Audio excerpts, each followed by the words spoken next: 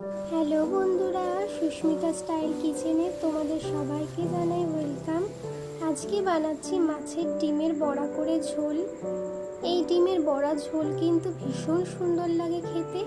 তাই চলো দেরি না করে ঝটপট রেসিপিটা দেখে নাও। প্রথমেই কিছু জিনিস আমি মিক্সিতে করে নেব। তার জন্য নিয়েছি রসুন, আদা, শুকনো লঙ্কা আর জিরে। ব্যাস, এবার এটাকে মিক্সিতে করে নেব। তারপরে এখানে আমি আলু কেটে নিয়েছি, পেঁয়াজ কেটে নিয়েছি আর টমেটো আর সেই মশলাটা আমি রেডি করে নিয়েছি। এবারে ডিমটা মেখে নিতে হবে। মাছের ডিমটা ভালো করে ধুয়ে নিয়েছিলাম, তার মধ্যে ছোট ছোট করে পেঁয়াজ কেটে নিয়েছি, সেটা দিয়ে দিলাম। তারপরে একটু কাঁচা লঙ্কা দিয়েছিলাম আর সামান্য নুন আর সামান্য হলুদ। তারপরে একটু বেসন দেব, দিয়ে তারপরে কিন্তু এটাকে ভালো করে মেখে নেব। এর মধ্যে কিন্তু জল দিতে হবে না, এই যে ডিমটা গলে যাবে সেই ডিমেই কিন্তু পুরো ব্যাটারটা মাখা হয়ে যাবে। তারপরে সামান্য আর একটু বেসন দিয়ে এবারে পুরো ডিমটাকে ভালো করে মেখে নেব। এখানে কিন্তু ডিমটা মাখা পুরোপুরি রেডি। কড়াইতে তেল দিয়ে আমি ডিমগুলো ছোট ছোট করে ভেজে নেব। ডিমগুলো কিন্তু অল্প আঁচে ভাজতে হবে, বেশি আঁচে ভাজলে কিন্তু ডিমের ভিতরটা কাঁচা থাকবে, উপরটা তাড়াতাড়ি ভাজা হয়ে যাবে। দেখতেই পাচ্ছ আমার ডিমগুলো কিন্তু ভালো করে ভাজা হয়ে গেছে। এবার আমি তুলে নেব। সবকটা ডিম কিন্তু আমি এইভাবেই ভেজে নেব। তারপরে কড়াইতে আরেকটু তেল দিয়ে তার মধ্যে এখানে সাদা জিরে ফোড়ন দিয়ে দিয়েছি আর পেঁয়াজ কেটে রেখেছিলাম সেই পেঁয়াজটা দিয়ে দিলাম। তারপরে এটা ভালো করে ভেজে নিতে হবে। তোমরা যদি চাও তোমরা আলাদা করে আলুটা ভেজে তুলে নিতে পারো। আমি আলাদা করে আলুটা ভেজে তুলে নিইনি, সেই জন্য কিন্তু আমি এই পেঁয়াজের মধ্যে আলুটাকে ভেজে নেব। তার জন্য কিন্তু পেঁয়াজটা আমি পুরোপুরি বাদামি রং হওয়া পর্যন্ত ভাজবো না, সামান্য একটু ভেজেই আলুটা দিয়ে দেবো। না হলে কি হবে, পেঁয়াজটা কিন্তু তাড়াতাড়ি পুড়ে যাবে, আলুটা কিন্তু একদম ভাজা হবে না।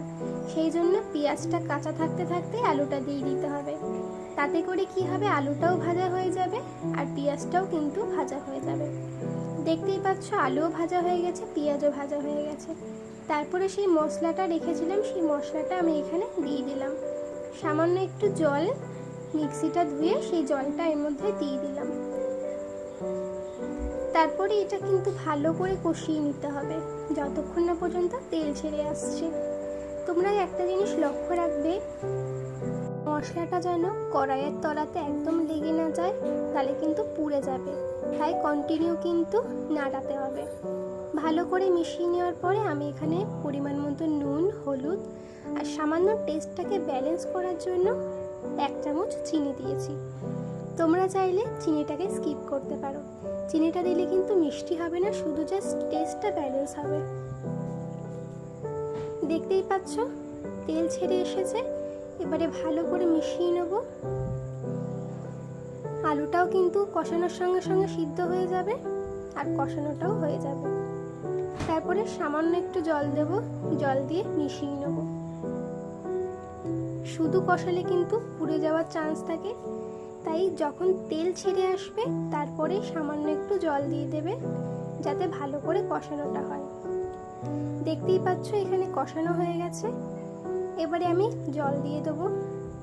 যতটা জলের প্রয়োজন ততটাই জল দেবে, বেশি জল দেবে না, তাহলে কিন্তু পাঞ্চা হয়ে যাবে। আমি এখানে মিক্সির বাটিতে 2 বাটি জল দিয়েছি, কারণ এখানে কিন্তু যখন ডিমগুলো দেবো ডিমে কিন্তু অর্ধেক জলই টেনে নেবে। তারপরে এখানে ডিমগুলো দিয়ে দেবো, ভালো করে ফুটে আসবে। আর আমি কিন্তু একটু ঝোল ঝোল নামাবো, কারণ যে ডিমটা কিন্তু পুরোপুরি জলটা টেনে নেবে।